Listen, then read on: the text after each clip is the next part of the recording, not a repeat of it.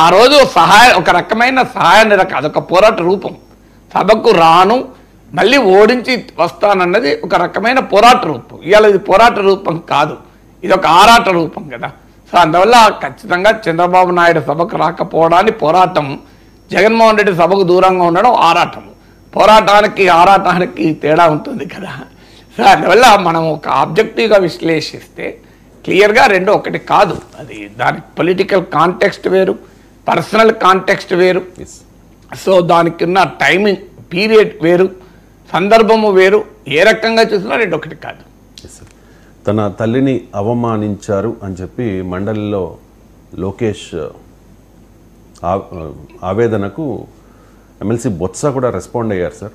ఆనాటి చర్యల్ని సమర్థించలేదు అని చెప్పి. బహుశా బొత్స అయితే అప్పుడు అసెంబ్లీలో కామ్గా ఉండవచ్చు, కానీ వైసీపీ ఎమ్మెల్యేలంతా కూడా చాలామంది చాలా ఇదిగా మాట్లాడారు. వల్లభనేని వంశీ అనుకుంటా ఈ కామెంట్ చేసింది గతంలో. అంటే అలా మాట్లాడడాన్ని ఎప్పుడూ కూడా తప్పు అని చెప్పి వైసీపీ నాయకులు కానీ జగన్ కానీ మాట్లాడలేదు సార్. కానీ బొత్స ఇప్పుడు అంటూ ఉన్నారు ఆనాటి చర్యల్ని మేము సమర్థించలేదు అని చెప్పి. ఇప్పుడు ఆయన ఎమ్మెల్సీ బొత్స కాదు, శాసన మండలిలో ప్రతిపక్ష నాయకుడు. శాసన మండలి ఎమ్మెల్సీ మనసుగా మనం తీసుకుంటే ఆయన సమర్థించిందా లేదా అనే అంశం వస్తుంది. కానీ లోకేష్ అన్నది ఎమ్మెల్సీ బొత్సతో కాదు, శాసన మండలిలో వైఎస్ఆర్ కాంగ్రెస్ పార్టీ పక్ష నేత, అఫీషియల్లీ అపోజిషన్ లీడర్. జగన్మోహన్ రెడ్డికి అఫీషియల్గా అపోజిషన్ లీడర్ స్టేటస్ లేదు అసెంబ్లీలో, కానీ బొత్స సత్యనారాయణకు అధికారికంగా ప్రతిపక్ష నేత హోదా ఉంది. సో అందువల్ల అది తెలుగుదేశం పార్టీకి చెందినటువంటి మంత్రి లోకేష్కు వైఎస్ఆర్ కాంగ్రెస్ పార్టీకి చెందిన సభాపక్ష నేతకు మధ్య వాదన. సో అందువల్ల ఇష్యూ బొత్స సమర్థించాడా సమర్థించలేదా అన్నది లోకేష్ ప్రస్తావిస్తున్నాను అనుకోను. లోకేష్ ప్రస్తావిస్తున్నది జగన్మోహన్ రెడ్డి గురించి.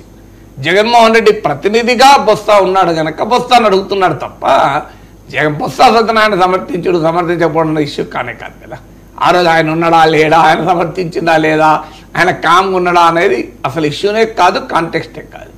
జగన్మోహన్ రెడ్డి సమర్థించలేదా, బహుశా బొత్స కూడా అన్నది తాను సమర్థించలేదని కాదు ఆయన అన్నది, తన పార్టీ సమర్థించలేదని ఆయన చెప్పేది. తమ నాయకుడు సమర్థించలేదని బొత్స అంటున్నాడు. అది వ్యక్తిగతం కాదు. అక్కడ బొత్స ఇచ్చిన రిప్లై కూడా on behalf of his party and his leader. So వ్యక్తిగతంగా ఎందుకు ఇస్తాడు ఆయన తెలియదా. సో అందువల్ల బొత్స సత్యనారాయణ వైఎస్ఆర్ కాంగ్రెస్ పక్ష నేతగా తాను తమ నాయకుడు తమ పార్టీ ఆనాటి ఘటనల్ని సమర్థించలేదు అన్నాడు. ఓకే, నిజంగానే సమర్థించలేదు. ఈ మాట జగన్మోహన్ రెడ్డితో అనిపించండి.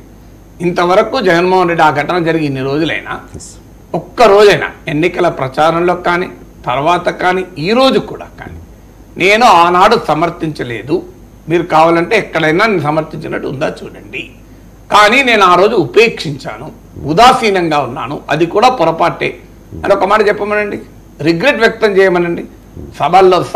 సభా నియమాలు సాంప్రదాయాల్లో ఇది మంచిది కాదు. Yes, I realise it.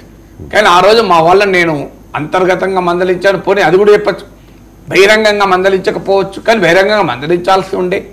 ఇలా జగన్మోహన్ రెడ్డి వివరణ ఇవ్వచ్చు, కానీ ఇంతవరకు దానిపైన జగన్మోహన్ రెడ్డి వివరణ ఇవ్వలేదు కదా. సో అందువల్ల తమ సభ్యులు మాట్లాడినా అది జగన్మోహన్ రెడ్డి మాట్లాడిండు అని ఇప్పుడు ఆరోపణ కాదు. జగన్మోహన్ రెడ్డి అన్నాడు అని ఎవరు ఆరోపించలేదు కదా. కానీ సభానాయకుడిగా తన బాధ్యత, తాను అక్కడ ఉన్నాడో లేడో నాకు గుర్తులేదు ఆ సమయంలో. ఉన్నారు సార్, సభలోనే ఉన్నారు. ఉన్నాడు, చిరునవ్వుతో ఉన్నాడు. కొడాలి నాని ఆయనను చూస్తూనే మాట్లాడారని కూడా మనకు మీడియాలో వచ్చింది.